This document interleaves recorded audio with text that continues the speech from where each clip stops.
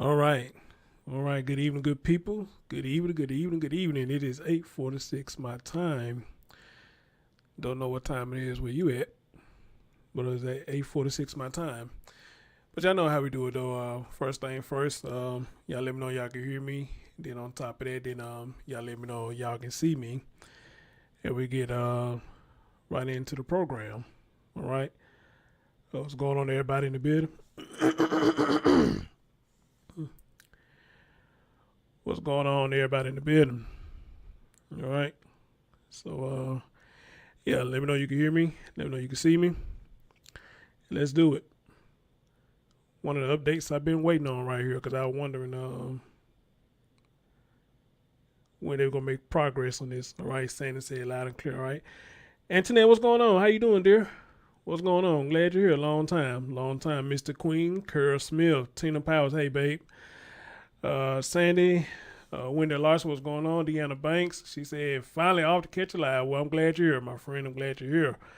Barbara Russian, Roll 'em out, Roll 'em out. I saw you did a video earlier there. I didn't get a chance to listen to it, but try to get a chance to listen to it a little later on tonight when I get a little downtime.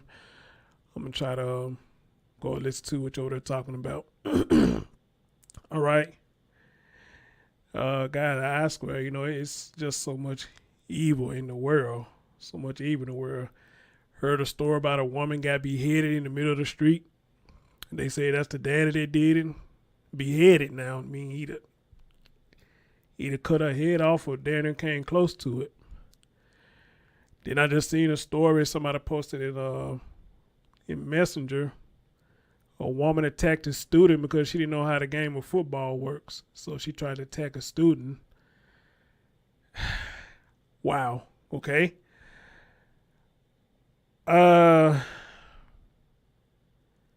Yeah, of course, y'all know what happened down here in Memphis. You know, that shit that went on down here in Memphis. Yeah, just fuck shit all over the place. And I don't know. I don't know. Just sadly ain't nothing you could do about it at all. Nothing you could do about it at all. Anyway, let's get right into it.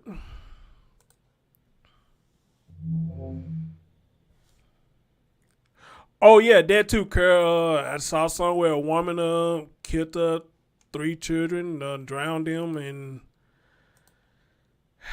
you know what? I just don't know what to say. So when y'all ask me why this, that, and third, I had no answer for you. Nobody got no answer for you. So you know what I mean? Just I guess that's the nature of things. I guess. All right. But anyway, guys, so we're here again. We talking about the young lady, Sophia Mason, 8-year-old, who the mom claimed that she went missing, but then as the story unfolded, the baby was found dead. And the man you see in the picture right there is named Dhante Jackson. They've been looking for him for the longest, but they finally caught up with him. Now he has been arrested. But kind of find out now there's some more players in the game that got arrested. We're going to talk about that later. Apparently somebody was harboring him, and they got arrested as well. Now for those who don't know the story, it goes a little something like this. As always, she was reported missing. They found her dead. As I kept doing updates to the story, kind of find out her mom was jealous of her. Bullshit or not. She actually came and said, told one of her folks that she was jealous of the baby. So that's why all this crazy shit that was going on. She was jealous of him. She was tired of him. She didn't want it anymore. And all this kind of shit that was going on. Then the family came out and said really she wasn't a fit mom. And I guess she had some kind of issues going on. So we put all that mixed in a bowl, we say this a lot over here that I think a lot of people need a mental evaluation before they start having children. Amen. A lot of people need to have a mental evaluation before they have children, okay? Because I think we all got a complete understanding now. A lot of these people that had their children, it ain't for the children, it's for the benefits because they too lazy to get out and get things on their own. So they want things to fall into their lap. Preach. They want things to fall in their lap, okay? So they just keep on popping out these babies so they get all this government assistance with people like me and probably a lot of people like you in the chat. We work hard and kind of see that our money go to motherfuckers like this who don't even want the children, but they constantly popping them out. and the system is allowing them to pop them out like that, which I think someone need to be forced to have their tools tied because you ain't doing no with the first child. You can't take the first child, which I don't understand, ladies. Maybe some of y'all can help me out with this, or, if me ain't got an answer to it, maybe y'all can help me out with this. If you can't take care of the first child, why have another one? Can anybody answer that for me? If you cannot take care of the first child, why do you have another one? Then you have another one after that. Then you have another one after that. Then you have another one after that. Okay? Why? And then come back and complain, talk about you ain't getting no kind of help or whatnot. Well, first of all, you ain't helping yourself because you keep popping out these children and know you can't provide for neither one of them. So why you feel like us as a public need to help you? Because of mistakes you constantly making over and over and over again. Constantly laying down and spreading your legs, and every time a ding-a-ling touch you, you're pregnant. Come on now. But we got to pay for that? I don't think that's fair at all. At all. Somebody said a 2-year-old went missing earlier today, and they just had an update. He was found deceased. Man, I tell you the truth. I tell you the truth. It doesn't stop. It gets worse. It gets worse. But anyway, guys, so for those of you who don't know about the story, that's a little quick meat and potatoes of it. So we're finna get into the updates, and I think they released more details of what actually happened with this baby. We're going to get into all that in just a minute. But right now, let's get it started. Let's hear what's going on. How did they find him? Who all played a part in this? And what's the next step? Ladies and gentlemen, Dhante Jackson is the guy who's accused of murdering this child. He has been caught. Here's what they have to say. 8-year-old Bay Area girl until her death is in jail tonight, ending a statewide manhunt. KTVU's James Torres explains how investigators found the man suspected of killing Sophia Mason in the East Bay. The investigation started here in Hayward. That's where police officers asked for statewide help when they were notified an 8-year-old girl had gone missing. Now, about 6 months after police found her body, the person suspected of killing her is behind bars.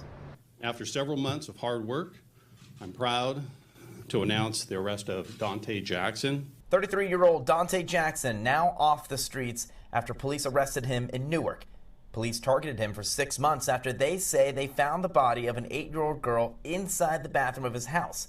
After 20 search warrants, hours of surveillance video, and studying data, they got him. Those accused of her murder must pay. State Attorney General Rob Bonta stood alongside members of the Merced Police Department. They say Jackson hid from police in the Bay Area, in Merced, and even in Southern California. As much as I'm grateful that Dhante Jackson is now behind bars, like so many of us up here, I'm also damn angry. Angry over details of how young Sophia Mason was treated and how she died. Investigators say Mason had been dead for more than a month before her body was found. Oh, there was wow. evidence she suffered abuse and was forced to live in a shed in the backyard of the house. A medical examiner ruled the young girl was also malnourished. In my 20 years of law enforcement, this case is the most disturbing and horrific I've seen. To know what that poor little angel went through by the hands of pure evil breaks my heart. Most of us here standing are mothers and fathers. And we cherish our children. We'll never understand how something like this could happen to a beautiful child who just wanted to be loved. Jackson now faces charges of child abuse and murder. The 8-year-old's mother, Samantha Johnson, already in custody for the same charges. Police know this won't bring back Mason, but they hope it does bring closure to her loved ones. I'm James Torres, KTVU, Fox 2 News. The one question a lot of y'all ask me, like I said earlier, one question one of y'all always ask me is, how can somebody do this to children? That is a good question, but unfortunately, again, I don't have the answer to it. But we got a bigger problem here. Junior, what up, my guy? How you doing, bro? We got a bigger problem here. Now we have to ask the question now, why do folks sit up here and hire assholes like him? Maybe we need to start asking that question too. Y'all know what was going on. Y'all seen this story just as much as we have. And them people who you see the picture up there of, I don't know their names yet, but somebody just sent me something, and I'm hoping their names up in this what they just sent me.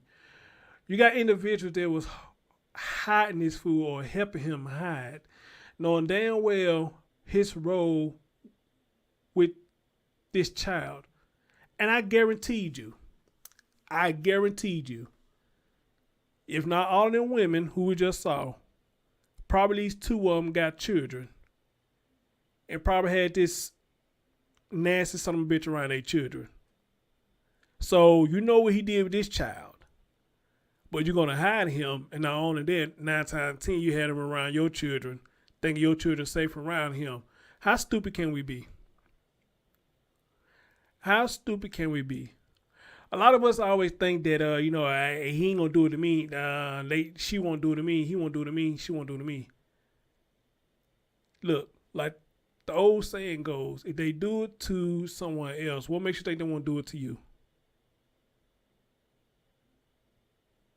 Okay? If they do it to another child, what the hell makes you think you exempt from him doing it to your children? Can somebody please explain it? If I come to one of y'all house and stole $5 or $10 that you had out in the open, and y'all find out that it was me, and I did it really for no reason, what would make you think I won't do it again and go to somebody else's house to do the same damn thing that is right there in the open? What would make you think I'm gonna do it? Because of what? Because I'm Chris? Because you think I'm cool? Because of my demeanor? Or because I told you a bullshit story that they lied on me, that I didn't do it, when they got hardcore evidence say that I did it? Are we as people that naive that I can tell you anything that you want to hear, not that you need to hear, but tell you anything that you want to hear that you would not believe I would do the same thing to you? Let me tell you something. Bad habits follow everybody, okay? If you got a habit of stealing, it's going to follow them, all right? If you got a habit of being trifling, it's going to follow you. If you got a habit of being lazy, it's going to follow you. No matter how hard you try to hide it, if you are that type of person, it's going to follow you. Amen? Now, I had a discussion with somebody and I said, we were talking about people who want to change. I do believe a lot of people do want to change their ways. They want to change, but you know what doesn't change? What comes in the way of that? They bad habits.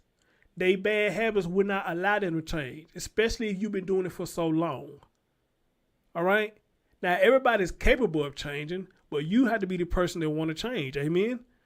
You have to be the person that want to change. Nobody can make you do it. So, yes, a lot of people want to change, but they bad habits will not allow them to change. That's why they keep doing the same shit over and over again. And then you got folks like these women we're going to talk about later who are enablers to help people do it. And they don't make it any better if you got enablers that help them to do it. Okay? So,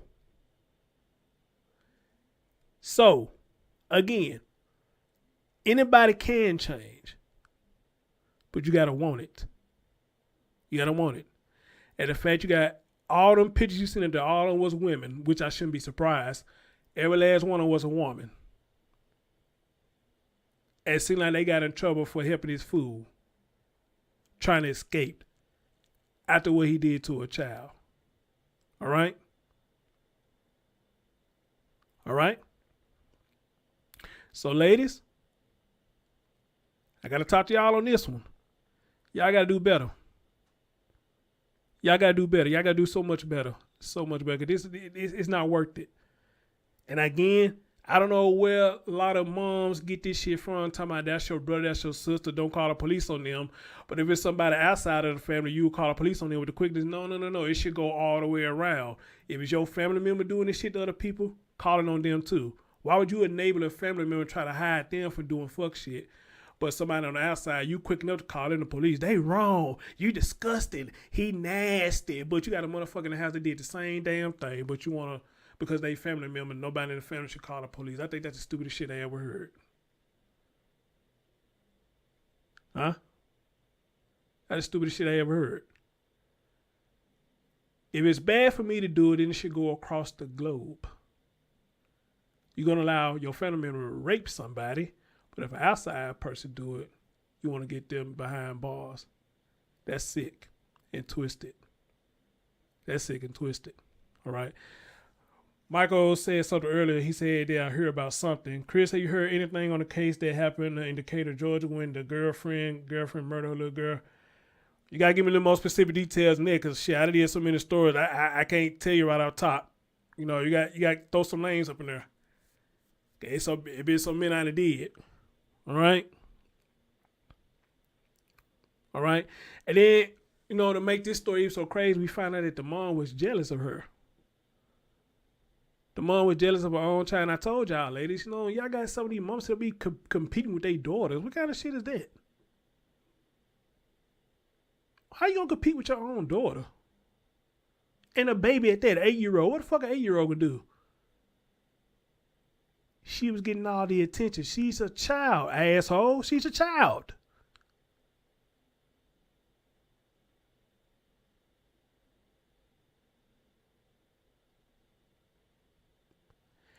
And this is why I say, guys, and we're going to continue. This is what I say, guys.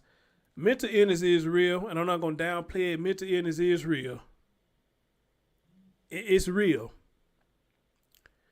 But you got people who want to play like they got mental illness. That's where I got a problem at. All right? They want to play like they got mental illness. All right? They want to play like they crazy. But ain't nothing really wrong with them. They want to act like they crazy. All right? Because you want crazy to let this man around your daughter. You want crazy to keep laying in the bed with her. You want crazy then. But all of a sudden you want to play crazy because you jealous of your daughter. And was allowing this man to do whatever he felt with your daughter. Ain't nothing wrong with that motherfucker. She's just stupid. She's just stupid. Her name is Brittany. Brittany who? Brittany who?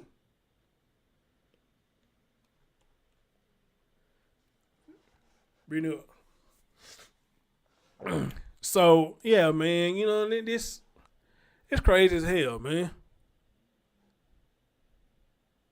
And speaking of family, let's hear what the family had to say after this.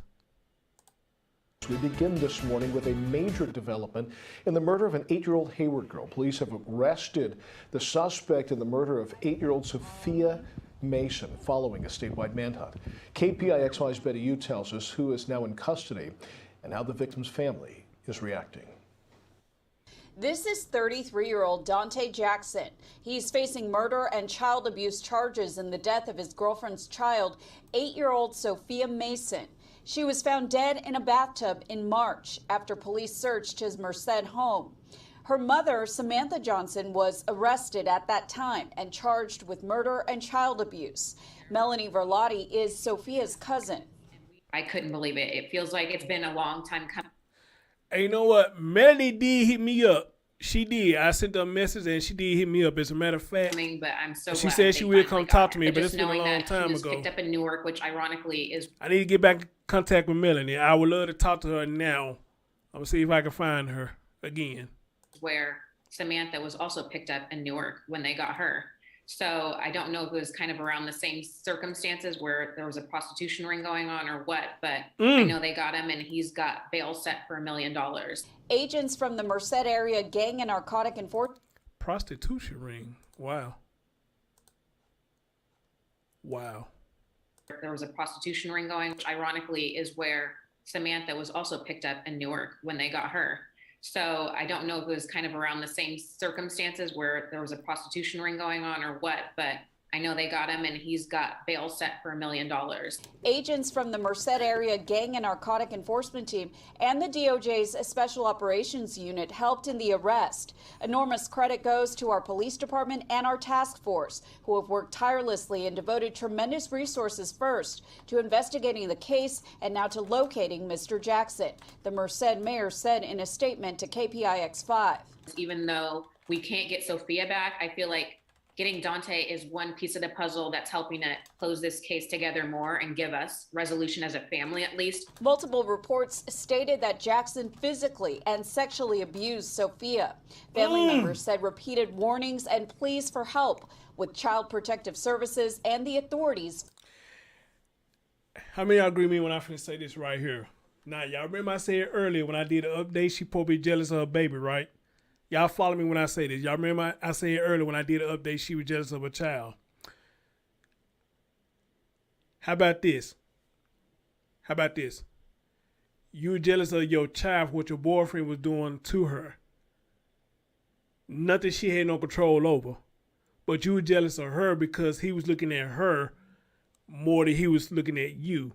But yet you blaming her for what your boyfriend did to your child. And we hear this a lot because some of y'all in my chat room have said that once before. You would tell your mom that a man was trying to do something to you and she get mad at you as you the reason why the man did it. But this baby 8 years old. 8 years old. And your dude, according to this, will sexually abuse your daughter. And you jealous of her because of what? Because of him? Because of him. He chose your baby over you. That's not this baby's fault. She's 8 years old, for crying out loud. She's 8 years old.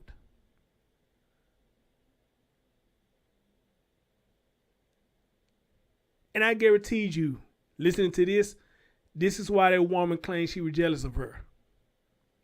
Because of him. And that's fucked up.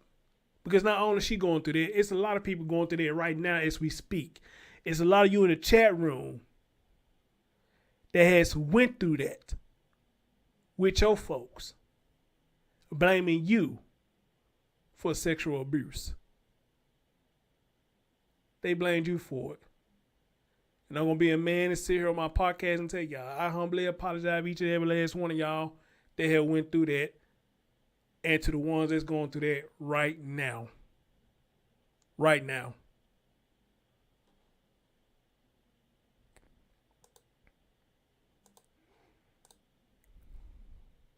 We can't get Sophia back. I feel like getting Dhante is one piece of the puzzle that's helping to close this case together more and give us resolution as a family, at least. Multiple reports stated that Jackson physically and sexually abused Sophia.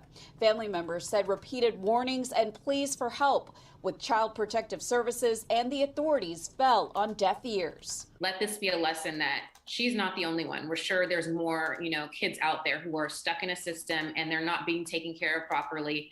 And it shouldn't have come to this. And we don't want it to come to this for any other child in the future. So if you see or know of anything that isn't right and a child isn't being cared for properly, please, please, please tell authorities, do it repeatedly. Betty Yu, KPIX 5. Last night, State Attorney General Rob Bonta reacted to news of the arrest. In a statement, the AG said that he hopes the arrest brings some measure of comfort to those who love this young girl to know that those accused of her murder will not have to face these allegations. Police are holding a press conference this morning at 9 to provide an update on that case.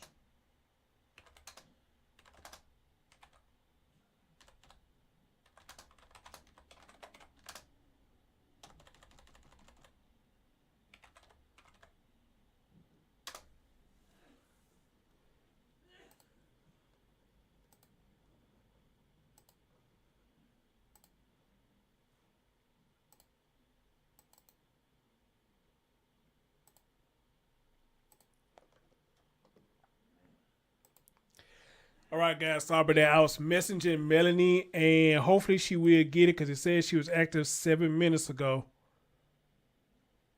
I deleted a message. What happened?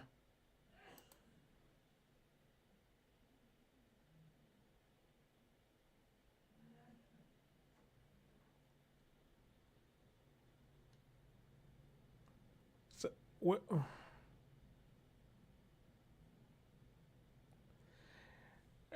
Well, I don't think they really need to be deleted, but yeah, that's what he said at the end. Yeah, that they really won't call for. But Drew says not CP. What? Well, it's funny y'all talking about the CP thing, CPS thing, because there is something that I saw where they saying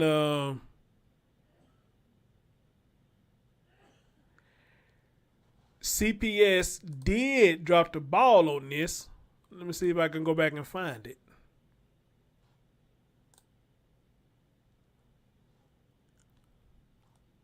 Okay.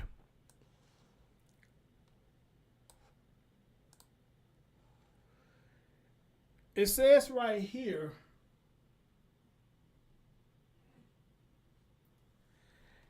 that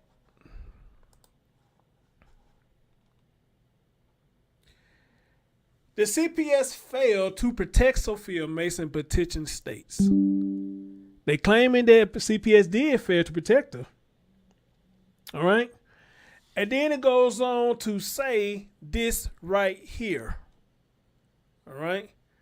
Sophia Mason's family knew the 8-year-old Hayward girl's life was in grave danger, living with her biological mother and mother's boyfriend. The girl's grandmother and aunt made repeated pleas to the county CPS to investigate abuse and neglect. But time and time again, CPS did nothing according to a newly filed wrongful death petition. Sophia lived 7 years of her short life happily with her loving grandmother, Sylvia Johnson, at her grandmother's house in Haywood. Everything changed when Sophia's mother, Samantha Johnson, reappeared in her life and took her daughter back in January 2021, according to the petition. Sophia extended family members were concerned because they knew Johnson was mentally ill, and so they say, and worked as a prostitute, and didn't have a place to live. They asked Johnson about why she suddenly wanted her daughter back. Oh shit, my bad. The only thing that Johnson said was that she had a new boyfriend, Dhante, and that he wanted to meet Sophia. This guy specifically asked for Sophia, Melissa Harris said. So you got a boyfriend that specifically asked for your daughter and you brought your daughter around this man? That's the stupidest shit that I ever heard. You got a grown-ass man who's with you and asked to see your daughter. And because he wanted to meet your daughter so bad, you went and got him.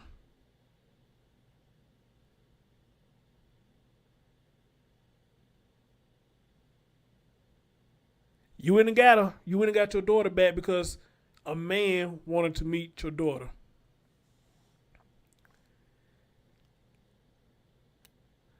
You know what? Even for a mentally ill person, something had to click in and say something ain't right about that, but I could be wrong. I could be wrong. Even for a mentally ill person, something would have to click in your head like, why you want to meet my daughter? She's 8 years old. I mean, why would you want to meet her? For what? And why are you adamant in meeting an 8-year-old? Well, what's going on here, partner?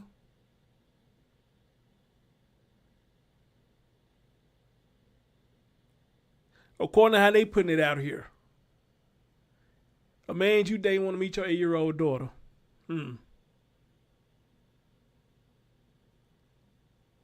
And to show how selfish you are, you want to meet his demands. Damn your daughter's safety, you want to meet his demands because he want to meet your daughter. We got to do better, people. We got to do better. All right? Jackson, 34, was on the run for 6 months until he was arrested last weekend in Newark in the East Bay. He was booked into jail on murder charges. Sophia's mother is also behind bars and charged with murdering her daughter. The last month of Sophia's life at Jackson House was horrific, according to evidence uncovered by the Hayward Police Department and then Merced, however you say that shit, my bad. County sheriff officer, she was forced to live in a backyard shed. Jackson sexually and physically abused the young girl till she was ultimately found dead on March 11th in a bathtub, investigators said. Then it goes on to say that even before Sophia was brought to Jackson's house, life for Sophia with her mother in Alameda County was marked with severe abuse. States of petition filed by attorney Carly Sanchez on behalf of the girl's grandmother. Sophia Mason was subjected to extreme mental, emotional, sexual, and physical abuse. Let me repeat that again. Extreme mental, emotional, sexual, and physical abuse. An 8-year-old went through all of this, and this woman handed her daughter to this man on the silver platter. Now, some of y'all may agree, and I see Junior C really don't agree, saying it's CPS fault, and I kind of get where he's coming from. I'm on both sides of the fence with this. I say it's CPS fault because they trying to get the help for the child and they didn't do anything. Then yes, I'm with them on that. But now, Junior, I'm with you too, because the mom job was to protect. Her job was to protect. And just because this grown-ass man wanted to see your 8-year-old daughter, you went to go get your daughter and served your daughter up to him on a silver platter. You pretty much gave your daughter to him because you claim you were jealous. But not only that, we reading here using the prostitute thing, which, I mean, hey, you do what you do. But she basically served her child up on a silver platter to this man. So when when y'all say CPS at fault, I agree. If y'all say the folks need to take accountability, I also agree. I think it's 50-50 split. I agree with both sides.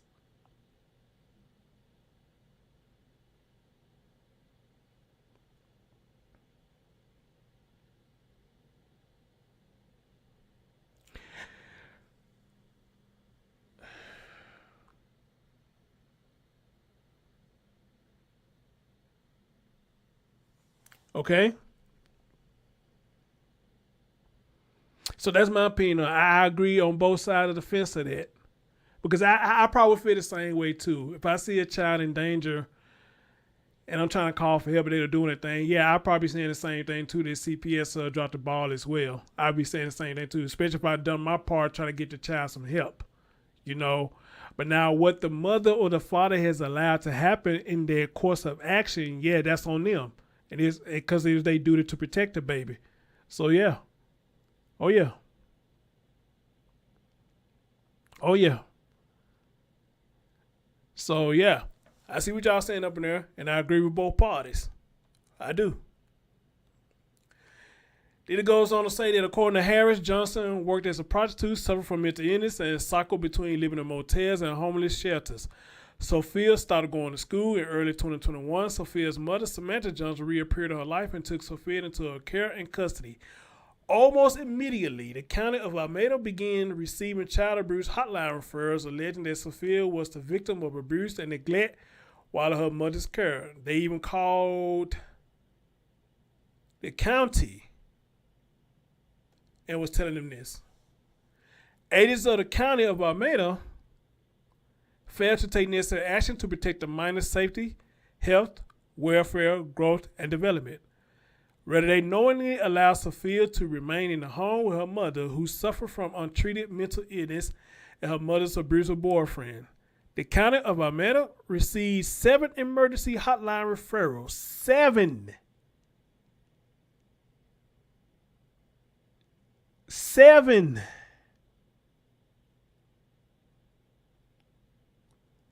7.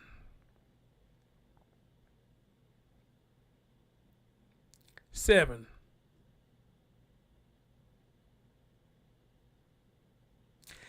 Emergency hotline referrals between January 2021 and Sophia's death just 14 months later. It did not even bother investigating 5 of those referrals and simply evaluated them out. A spokesperson for the Alameda County Social Service Agency could not be reached for comment on Monday. The petition accuses Alameda County CPS of 33 failures in protecting Sophia. The petition states beginning in January 2021, Alameda received referrals alleging that Sophia's mother hit her, choked her, and covered her mouth to subdue her screams. Oh my goodness. The county further learned that Sophia had multiple bruises on her arms, torso, and thigh, and that she had not been to school in weeks. When social workers interviewed Sophia, she confirmed that her mother had grabbed her neck while mad at her and had covered her mouth. Even Sophia said this, and still no help. So please understand, when I say I agree with both sides. If the baby come out and told the social workers that this what happened, then what happened? What happened?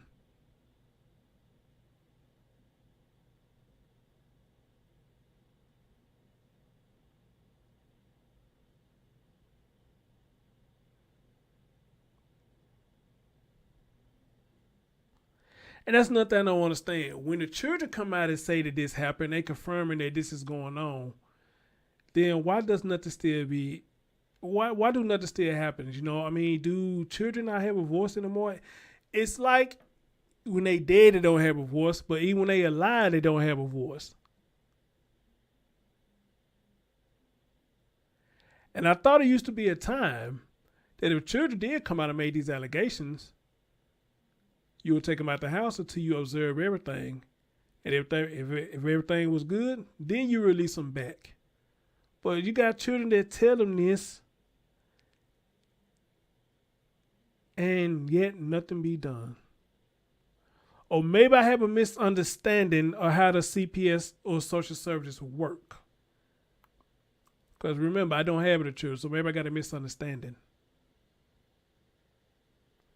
But one would think if a child is admitting that this has happened,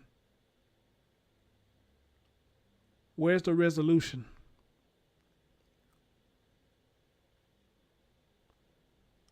Where's the resolution? Where was the resolution? So reading all this, sounded to me the baby could have been saved. She could have been saved. And it sounded like to me, when the grandmother had her, she was doing much better. But see, back in the day, guys, we talk about this a lot. A lot of us back in our time growing up, who used to be around the most? Grandparents. We used to be around them the most. And when we around them, when they take us under their wing, you would barely have problems. All right? It seemed like the problems would lessen than what you get at home. Not that we didn't like our mom and dad, wasn't really nothing like that, but it was something about the spirit of your grandmother and your granddaddy, how they was an important part of your life. They made sure you had everything. And one thing they made sure was you was going to school, what they used to say back in the day, get your lesson. Learn your lesson. You going to school to get your lesson. And another thing they were made sure was if we was in their care, y'all tell me if I'm wrong. When we was in their care, they made sure our belly was full. They made sure we were bathed. They made sure we was clothed. All right?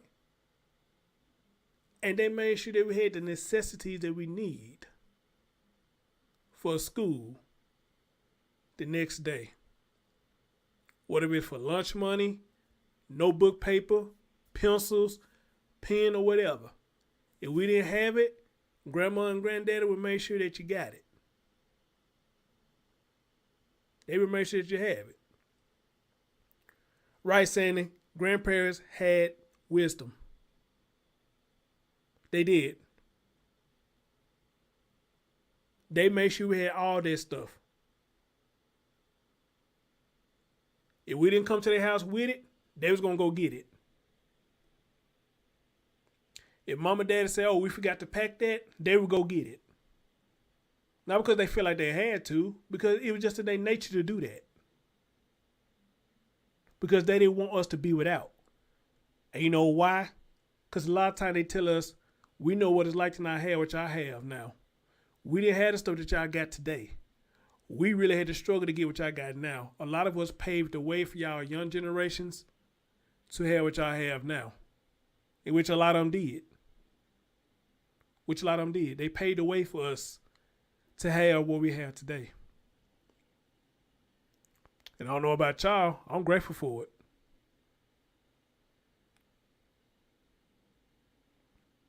I'm grateful for it. Okay? Lord knows I am. They paved the way for us. And they made sure we had everything that we needed. They did. All right? So, I can say with this, I mean, even just reading this, when Sophia was with her grandmother, she was doing better. But when she got back with the mom, that baby had no chance.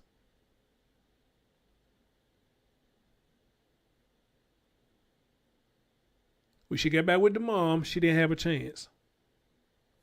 What up, Ron?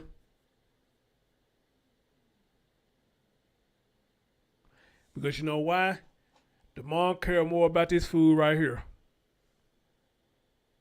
Which 9 times 10, he probably was pimping her out. If it was a prostitute thing, he probably was pimping her out.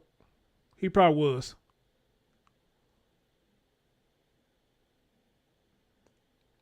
All right. You said where the rest of the family at? I think I got something here that the family is going to speak out. As a matter of fact, Junior, I'm glad you brought that up. Let's get to what the family said. Y'all get the gist of what I'm talking about right here. I got something down here where the family does speak out. Where is it at? I think this is it right here. All right. Let's see what the family talking about, Junior. We begin with new details on a tragic story in the East Bay. A second suspect is behind bars, accused of abuse and the murder of 8-year-old Sophia Mason. Today, the state attorney general shared more details about his arrest and how he was able to stay on the run for so many months. Tonight, the family is also taking legal action against Alameda County after they say caseworkers failed to help Sophia. Here's NBC Bay Area's Sergio Quintana. This collection of videos and pictures of Sophia Mason through the years was shared by her family. The reminders of a child in happy moments. What's your name? Sophia. Dhante Jackson is now under arrest facing child abuse and murder charges.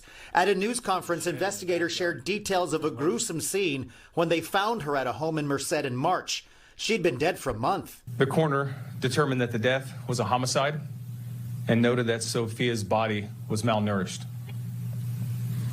In my 20 years of law enforcement, this case is the most disturbing and horrific I've seen. She was so decomposed at the time that they found her that even after the coroner, did their exams and their forensic pathology, that all that we received back were some bones. Sophia's cousin, Melissa Harris, says Jackson's arrest gives the family some closure, but they still want answers about how 8-year-old Sophia died, information they believe only Jackson can provide.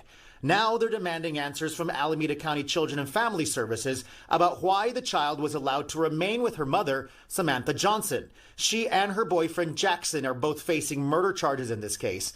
Johnson was charged in March and remains in custody. The family of Sophia Mason has started legal proceedings against the county of Alameda because they say county caseworkers failed to respond to concerns from family members, teachers, hospital staff, and even the child herself.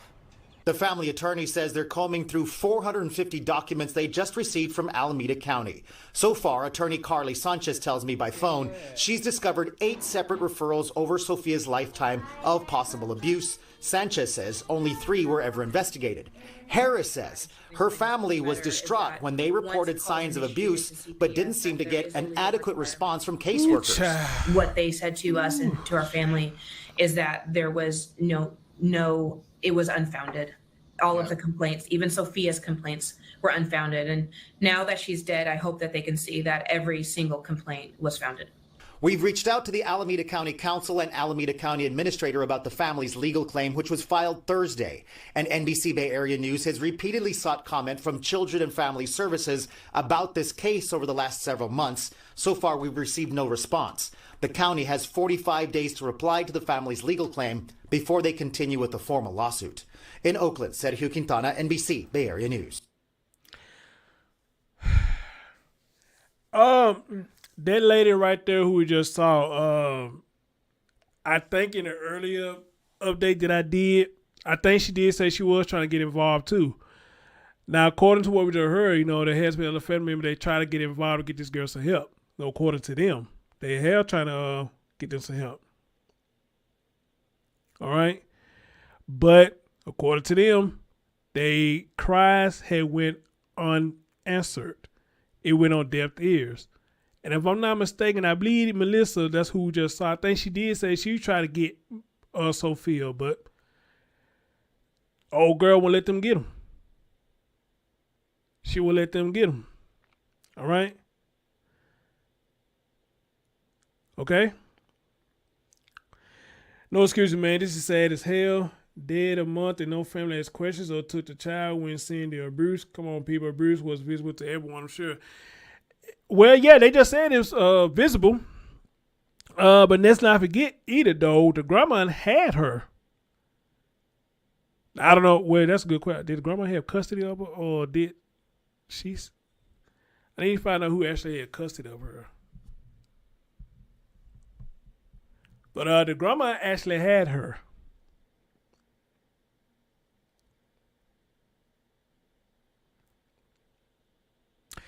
So I don't think I can necessarily sit up here and say that they didn't try to intervene, because what it sounded like they tried to. Oh wow. T. Roy said, I worked with both the killer and accomplice. Man. Hey, Roy Film, so shit, now you said that, man. Did this dude show any kind of signs, man, that he was fucked up like this?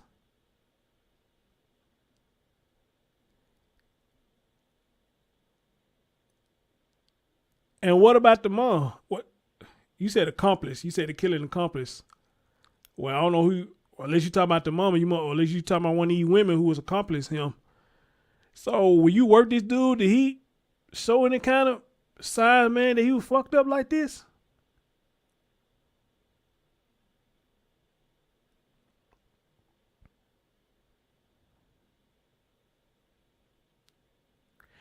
He was a nice, happy, friendly person. Always dapped me up. Damn. So T-Roy, let me ask you this, man. So when you heard this story, hey, you right about that, T-Roy. Facts. Watch who you're friends with. So let me ask you this, man. When you heard this, man, what was your first thoughts?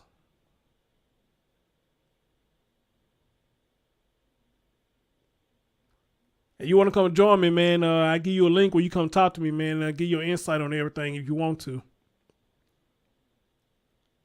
But since you said you worked with him, and you said for what you saw, he was a cool guy. When you heard this, man, what was your thoughts?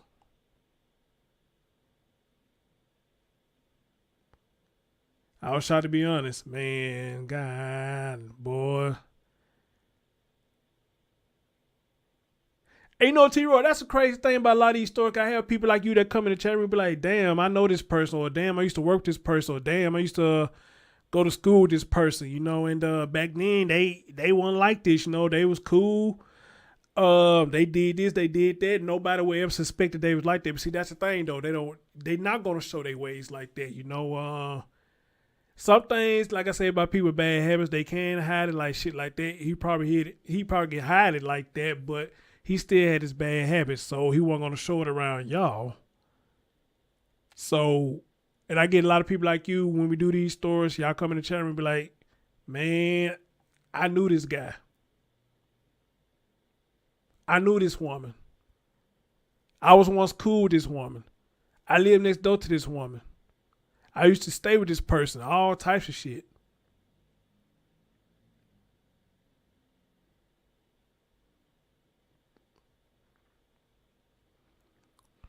So, man, I appreciate you coming through, man, but I can imagine what you thought when you saw this. He said, now I'll say this. He is innocent until proven guilty, but the fact he fled for so long is not a good look. I can't argue with you on that. Can't argue with you on that. According to law, he is innocent until proven guilty.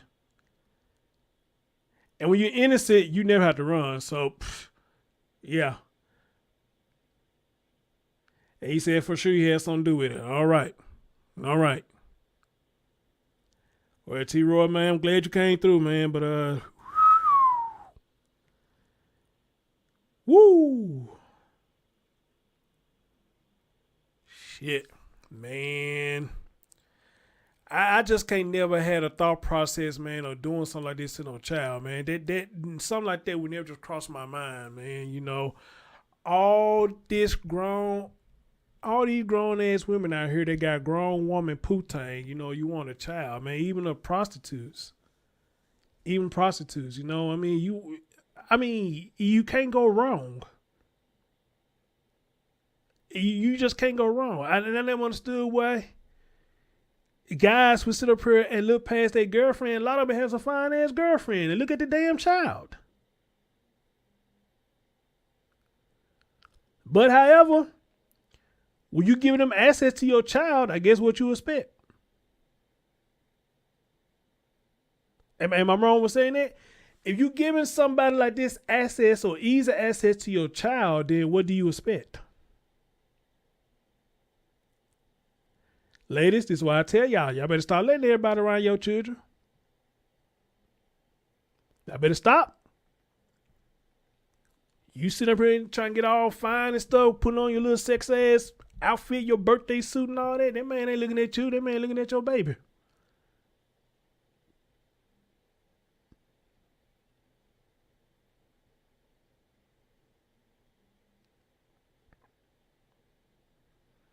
So, ladies, y'all need to stop. Y'all need to stop. Y'all start letting everybody around your child, man. It ain't worth it. I promise you it ain't worth it. Unless you just don't give a damn about your child, and I guess that's different. But if you somebody who claim you love your child, then you know firsthand your job is to protect. By any means necessary. Protect.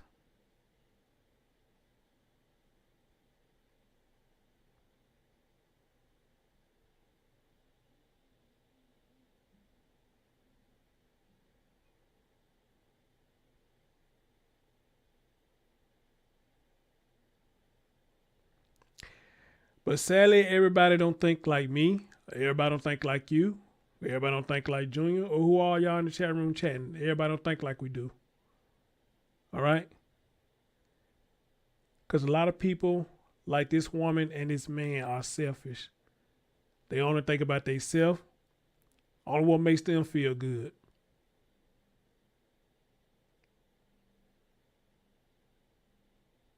And that's it.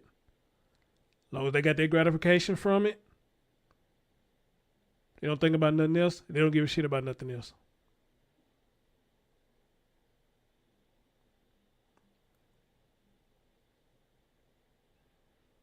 Oh, what's up, Miss Dees? I ain't seen the bit. What's going on?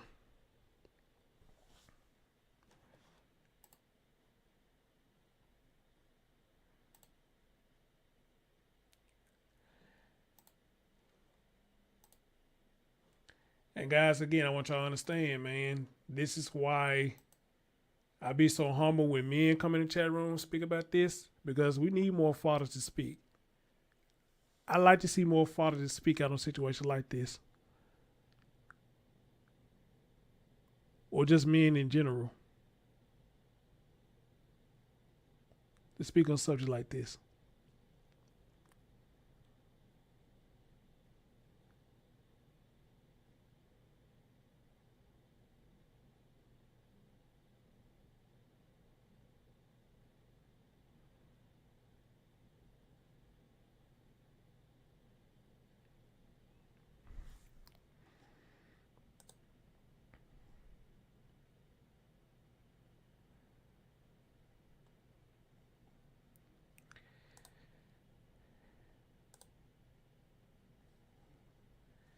Well. What do we have here? What do we have here right here? 3 women. 3 women. 3 women accused of helping the alleged killer 8-year-old Sophia Mason evade police.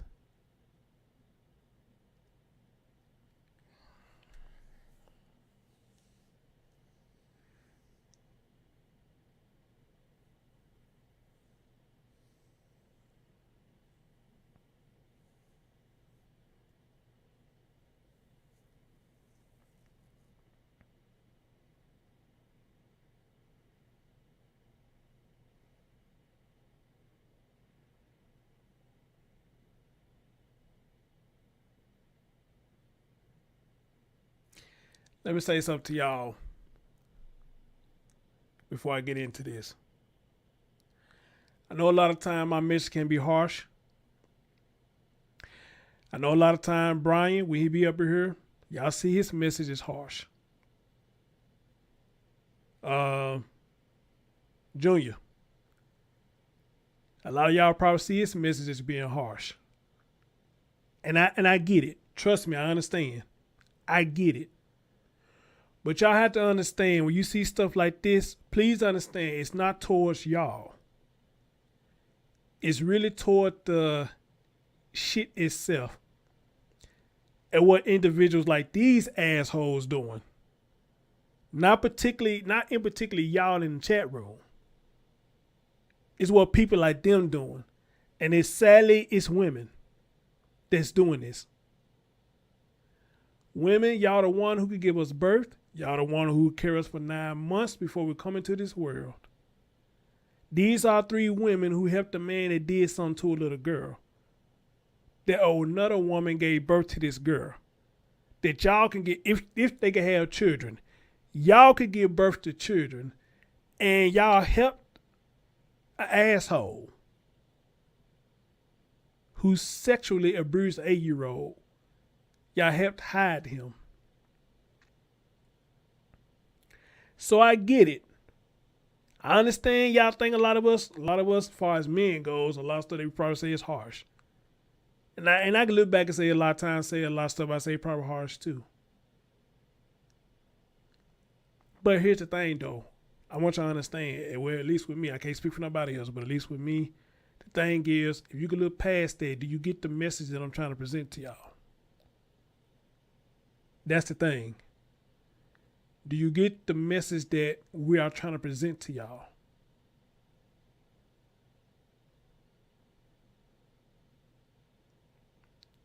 See, a lot of people look at children and say, it ain't my child, so why should I care?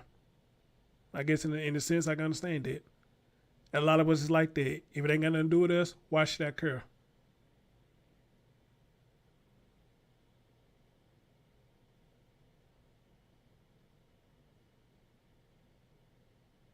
I get when people say that, but let's talk about a scenario.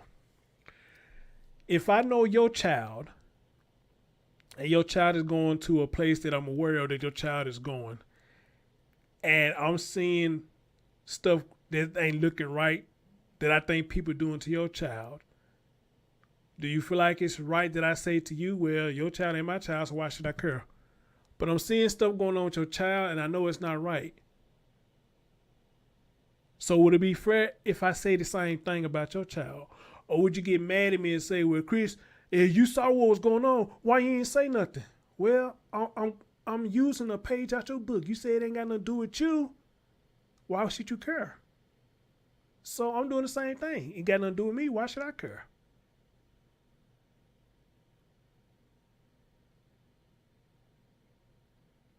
Y'all follow me when I say that?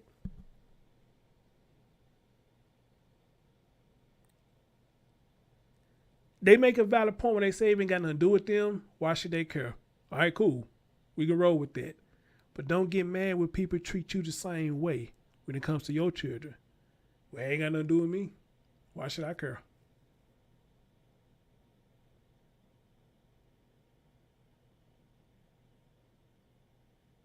So y'all follow me when I say that right there?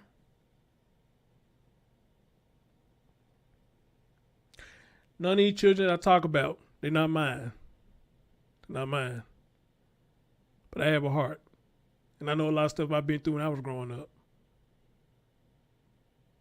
So it's easy for me to speak on a lot of this stuff because I'd have seen it before. I'd have witnessed it. And some stuff that I talk about has happened to me growing up, but not to this magnitude. All right? So I can speak on a lot of this stuff. A lot of you in the chat room, y'all can speak on a lot of this stuff because y'all seen it and you'd have been through it. All right? But ladies, please understand, us as men, we're not trying to be harsh. And trust me, I'm seeing some stuff that Junior is saying. It can be considered harsh. I'm seeing it up in there.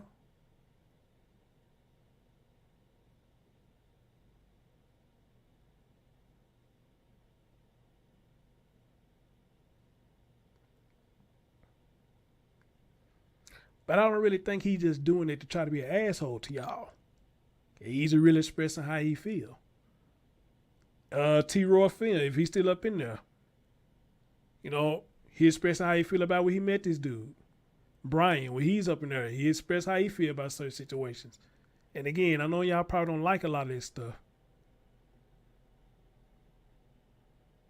But trust me, y'all, I promise you, we really don't mean no harm. We really don't. Now, a lot of y'all can't understand it because I see y'all in chat room be like, hey, I see your point. But a lot of stuff they would probably say can't lead to an argument. It can. But I don't think it ain't nothing that we talk about that we cannot, I don't think it's nothing that we say that we cannot try to get an understanding of what is being said. And a lot of times stuff gonna have to be, hey, I agree to disagree. It's got to be like that sometimes. All right? So a lot of times I see y'all be arguing up there, I do. But I let y'all duke it out. Because I'm not one of them types that sit there block everybody because they having a disagreement. No. Everybody's not going to agree on everything. So when I see y'all arguing, I let y'all duke it out. Now if it gets too out of hand, that's when I step in. But y'all grown people up there, y'all duke it out. Say what you got to say.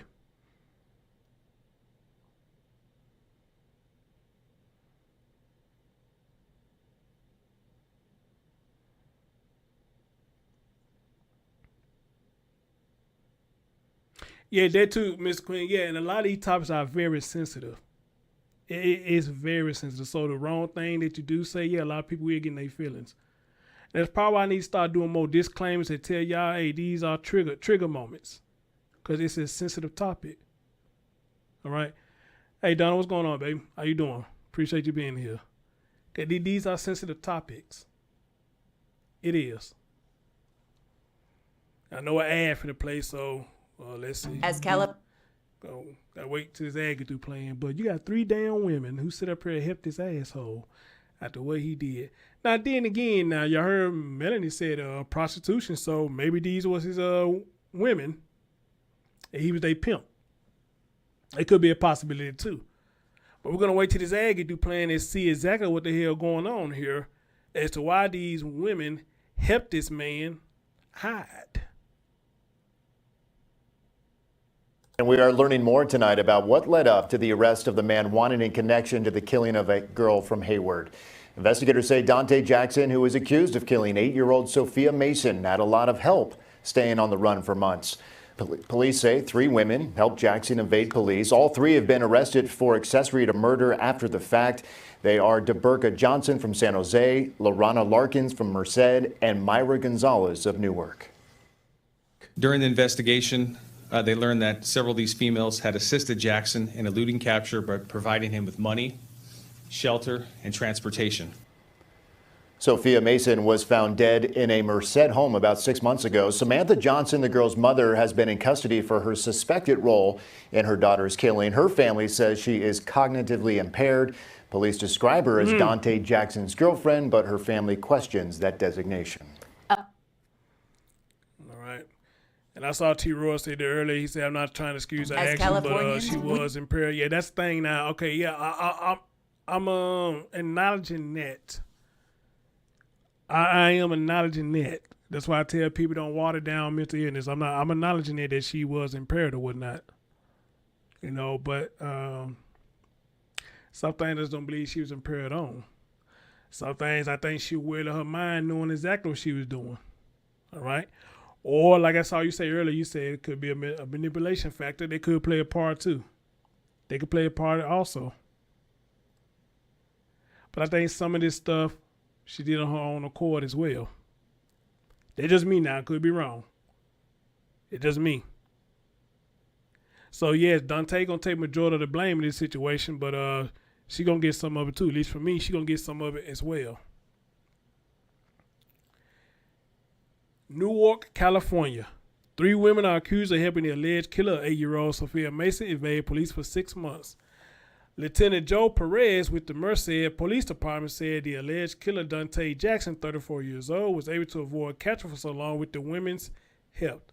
Authorities said 33-year-old Maria Gonzalez, 42-year-old Lorana Larkins, 40-year-old DeBurka Thompson of San Jose provided Jackson with transportation, shelter, and money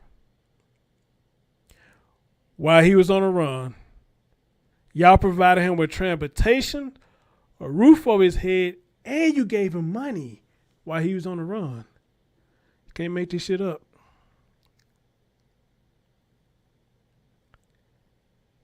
You can't make this shit up. Police said Jackson was living with Gonzalez at the time of his arrest on Saturday in Newark. Wow, he was living with him.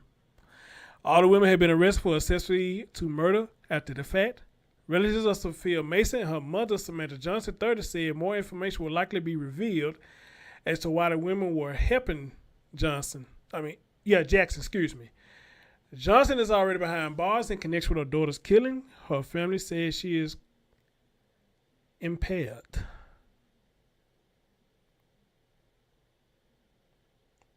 Police describe her as Jackson's girlfriend, but her family questioned that label. All right.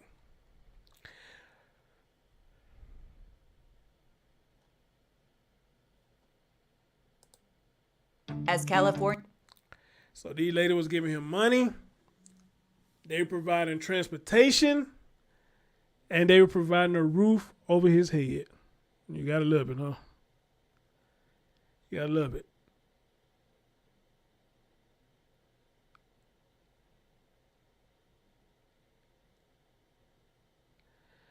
Let's see. Or did I already play this? Dhante Jackson and Samantha Johnson. There are now 3 other women under arrest in connection with the death of Sophia Mason.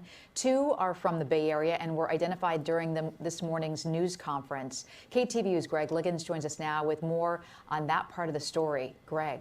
Yeah, Julie, the family of Sophia Mason say they are grateful law enforcement aggressively pursued this case, and they hope that Jackson is prosecuted for what they call the holistic body of horrors that he's inflicted.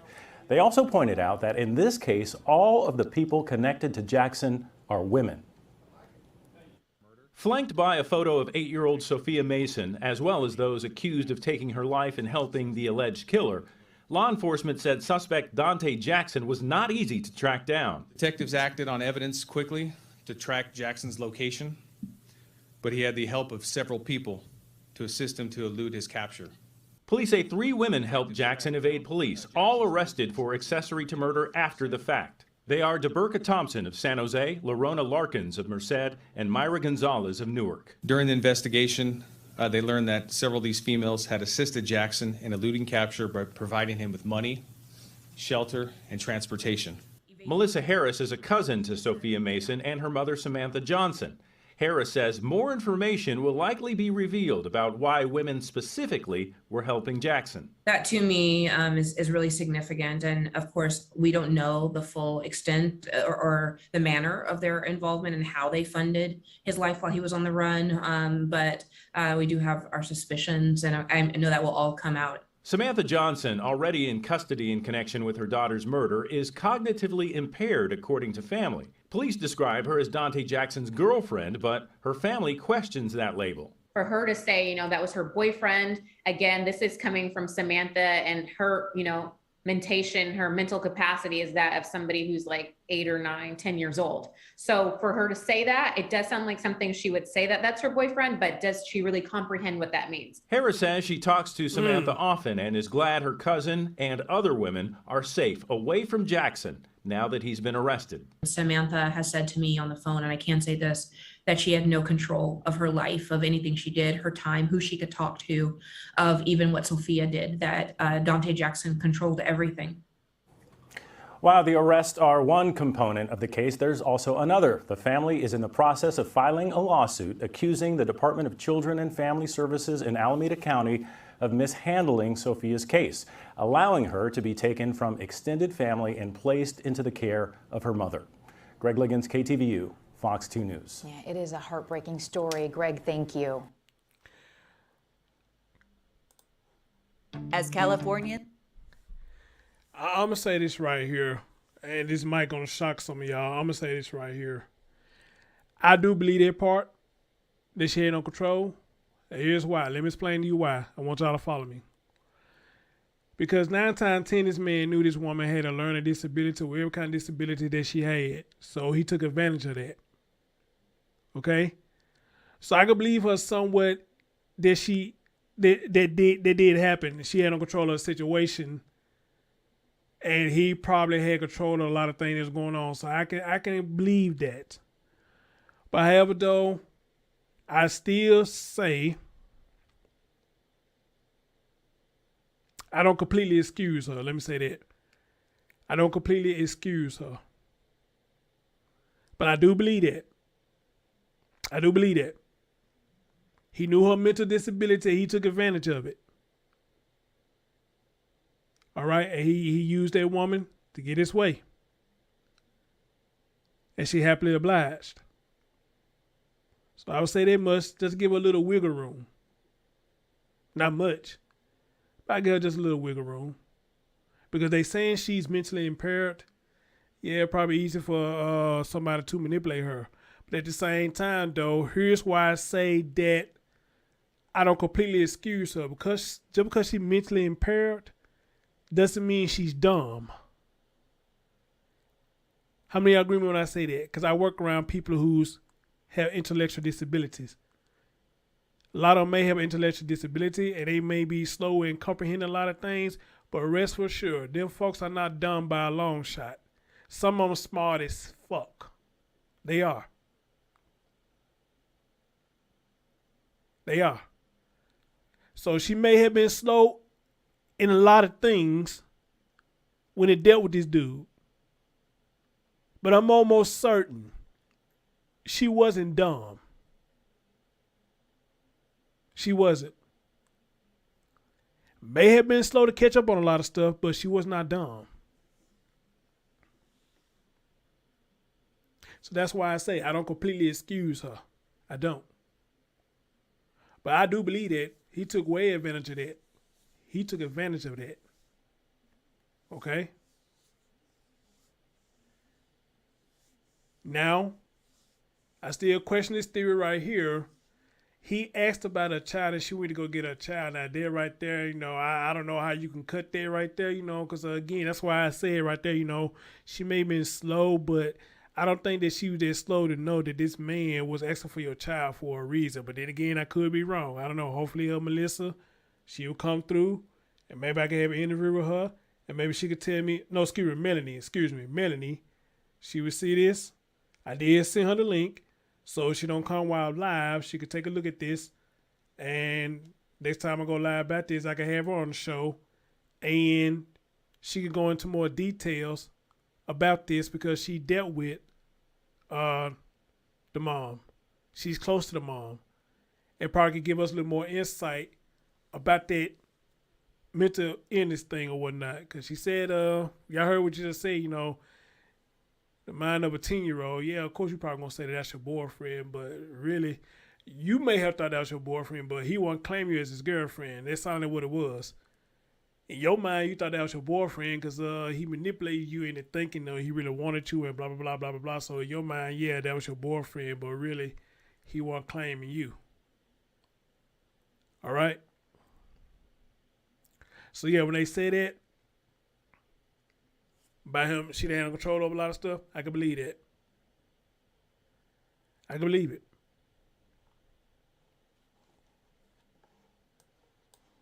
I can believe it. All right, guys, I'm going to take this time to tell y'all thank y'all so much for joining me tonight. I don't know. I think my notifications is getting shadowed or something because usually when I go live, it be more people in the chat room than this, so I don't know what the fuck going on. I don't like that shit. So I usually have a bigger crowd than that, but nevertheless, it's still some people here, and I'm grateful for the people who are here. Whatever you having though, please hit that thumbs up for your boy, and yeah, appreciate you. Let's see, what else we got here? There's one more thing I want to show y'all.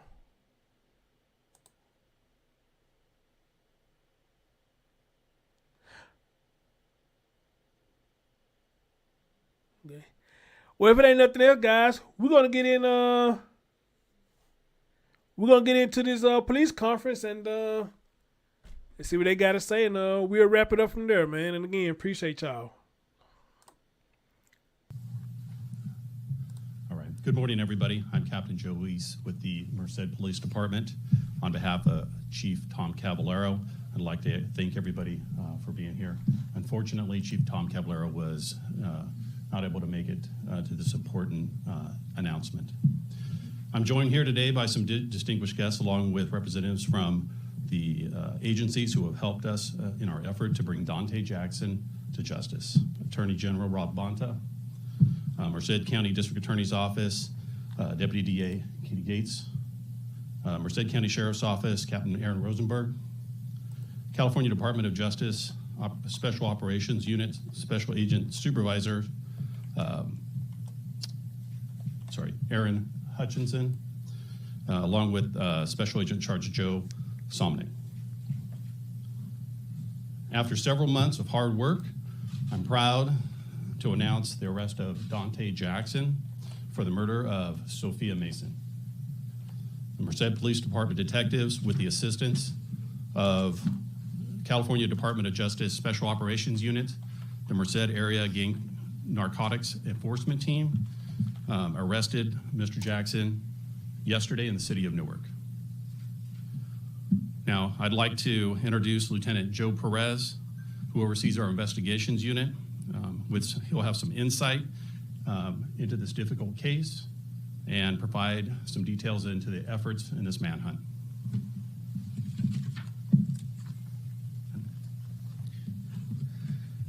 Good morning. Thank you, everybody, for being here. As you're aware, we're here to announce the capture of Dhante Jackson. Dhante Jackson is accused of the brutal and senseless murder of precious 8-year-old Sophia Mason. Early in this case, Merced PD became aware of this investigation as we were reached out to by Hayward Police Department regarding the whereabouts of Sophia Mason. She had been reported missing by her family members in the Bay Area upon learning that her last whereabouts were at a residence in the 500 block of Barclay Way in the city of Merced. Detectives were able to author a search warrant, and they searched the residence, and that's when they discovered the gruesome discovery of Sophia Mason's lifeless body. Sophia's mother, Samantha Johnson, was already in police custody, charged with her murder, and the detectives immediately named Dhante Jackson also as a suspect in Sophia's murder, and that's when the manhunt began. Detectives acted on evidence quickly to track Jackson's location, but he had the help of several people to assist him to elude his capture. Detectives tracked Jackson's movements as he moved continually from Merced through the Bay Area, Southern California, and back to the Bay Area. Detective John Pinniger, standing here to my right, he was the lead detective assigned to this case. He and his partners worked continuously on this case for 6 months to locate Jackson and put together a solid case for successful prosecution.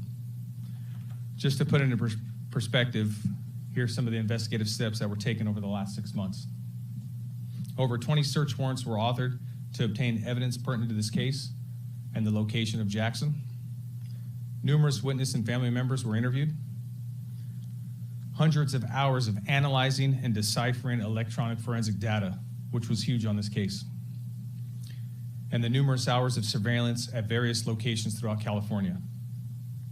All this dedication and hard work finally paid off as the detectives and agents with the California Department of Justice were able to pinpoint Jackson's location in Newark and successfully take him into custody. As I said before, Jackson was able to elude his capture over the last 6 months because he had the help of several female acquaintances. During the investigation, they learned that several of these females had assisted Jackson in eluding capture by providing him with money, shelter, and transportation. Some of those females here are posted on this board here to my left. Those females were arrested and identified as Dhante Jackson from San Jose, Lerona Larkins from Merced, and Myra Gutierrez from Newark. All of them were arrested for accessory to murder after the fact. Through the course of the investigation, detectives learned Sophia was subject to long-term physical abuse by her mother and Jackson. Here are some of the gruesome details detectives learned from this case. There was evidence showing that Sophia was the victim of continuous physical abuse. Sophia had been deceased at the residence in Merced for over a month. Detectives learned that Sophia was forced to live in a shed in the backyard, as well as a closet inside the residence. The coroner determined that the death was a homicide and noted that Sophia's body was malnourished. In my 20 years of law enforcement, this case is the most disturbing and horrific I've seen. To know what that poor little angel went through by the hands of pure evil breaks my heart. Most of us here standing are mothers and fathers, and we cherish our children. We'll never understand how something like this could happen to a beautiful child who just wanted to be loved. Our thoughts and our prayers go out to precious Sophia and her family as they continue to mourn.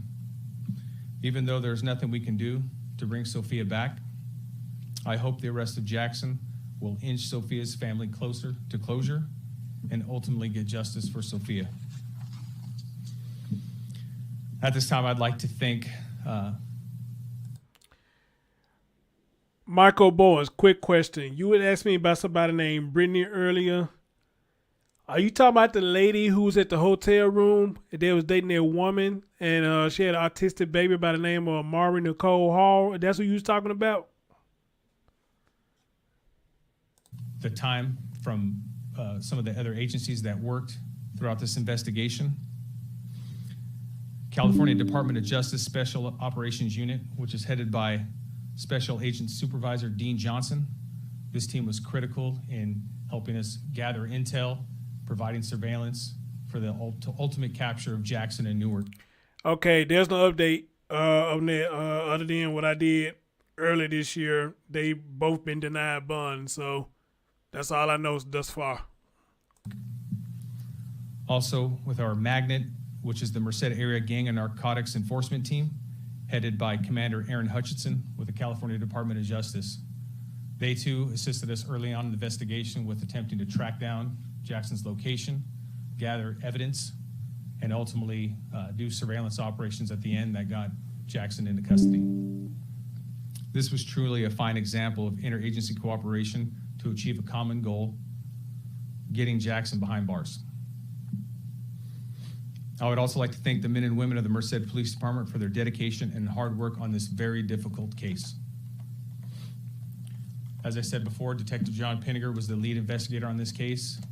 The hard work and dedication that he put on this case for the past 6 months was second to none. I know that this case had a direct impact on his fellow partners as well as him personally.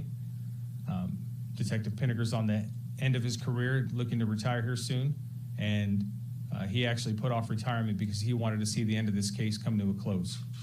And I commend you and I respect you for your hard work, John.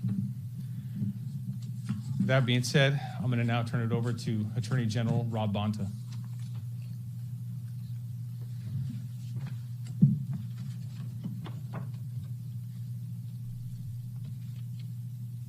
Good morning, Rob Bonta, California Attorney General.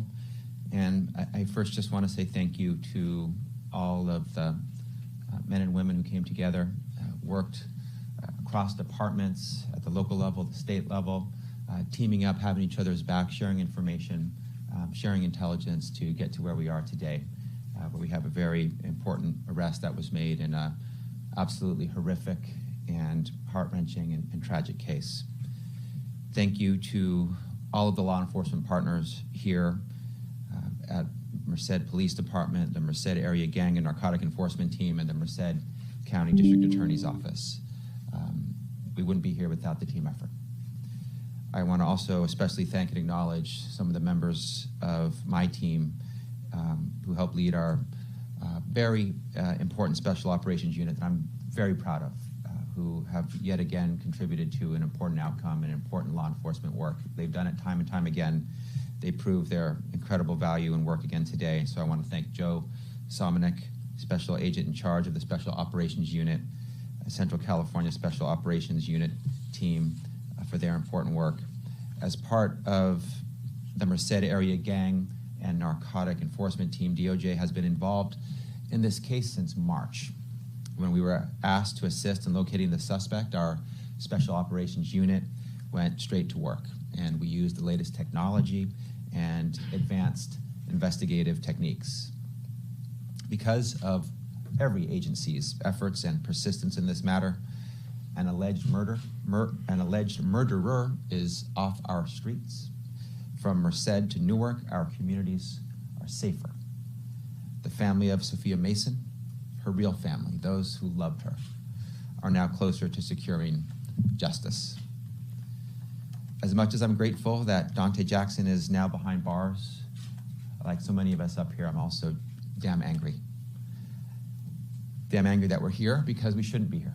Because little Sophia should still be alive today. She should be playing, she should be learning, she should be growing up, she should be pursuing and chasing her dreams. But unfortunately, she is not.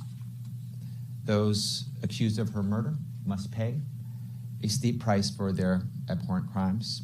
And thanks to good law enforcement, investigative work, good police work, they now will.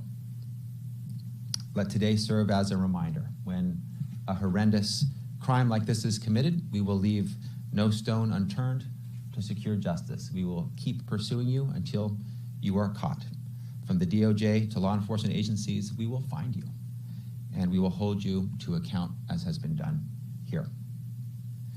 To Sophia's family and loved ones, I hope today is a step toward closure and accountability.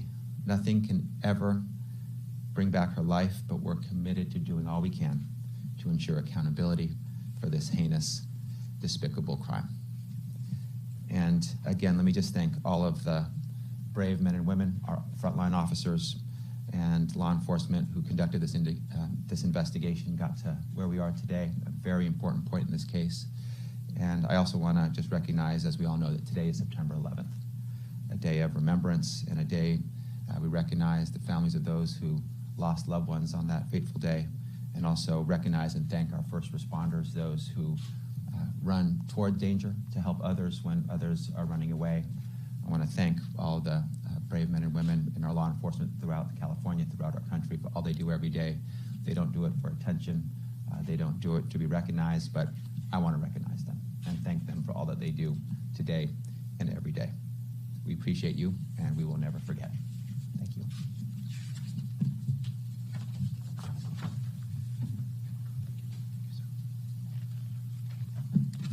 Again, thank you again for attending. This is a very important announcement.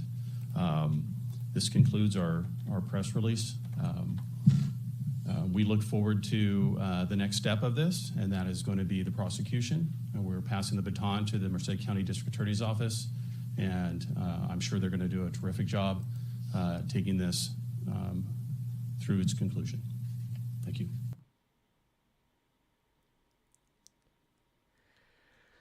Well, ladies and gentlemen, y'all heard it here. Weird update. And again, Dhante Jackson has been arrested. Not only that, 3 other women who was helping him hide has also been arrested. And these 3 women, the way he was staying with one of them, we got arrested. They say he was staying with one of them. But they provided him shelter, food, and money. And everything else they probably gave him in between. All right?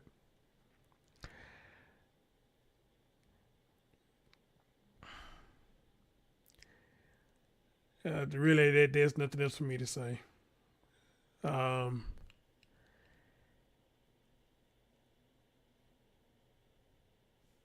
What is there for me to say? You know.